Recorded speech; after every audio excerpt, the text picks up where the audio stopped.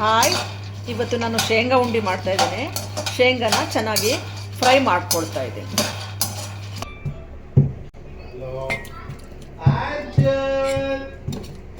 ಶೇಂಗಾ ಉಂಡೆ ಮಾಡಲಿಕ್ಕೆ ಈ ಥರ ಬೆಲ್ಲ ಪಾನಕ ಮಾಡ್ಕೋಬೇಕು.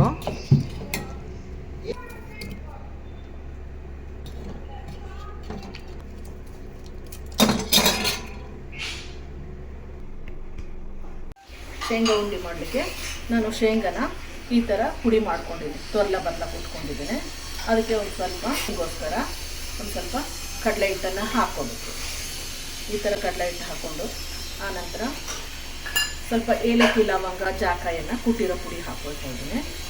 ಸ್ವಲ್ಪ ಇದು ಕಸಕಸೆ ಹುರಿದ್ಬಿಟ್ಟು ಪುಡಿ ಮಾಡಿರ್ತಕ್ಕಂಥ ಅದನ್ನು 1 ಟೇಬಲ್ ಸ್ಪೂನು,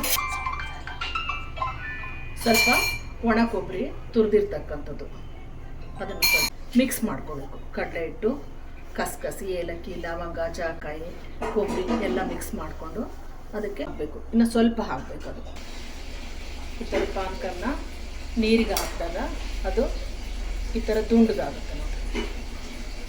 ಸೊ ಈ ಥರ ದುಂಡಗಾಗುತ್ತೆ. ಈಗ ಇದು ಪಾನಕ ಬಂದಿದೆ.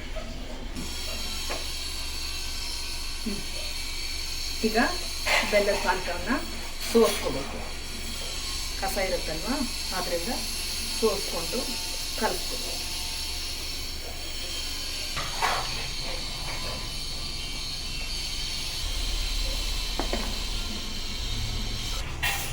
ಸ್ವಲ್ಪ ಹಿಂಗೆ ಕಡಲೆ ಪುಡಿ, ಆನಂತರ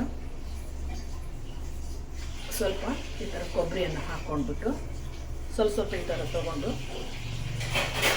ಈ ಥರ ಉಂಡೆ ಮಾಡ್ಕೋಬೇಕು. ಈ ಥರ ಉಂಡೆ ಮಾಡ್ಕೋಬೇಕು. ಈ ಥರ ಉಂಡೆ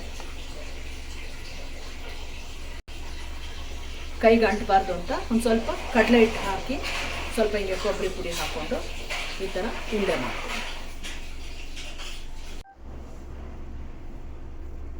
ಈಗ ಶೇಂಗಾ ಉಂಡೆ ರೆಡಿಯಾಗಿದೆ. 1 kg ಶೇಂಗಾಕ್ಕೆ ಇಷ್ಟು ಉಂಡೆ ರೆಡಿಯಾಗಿದೆ.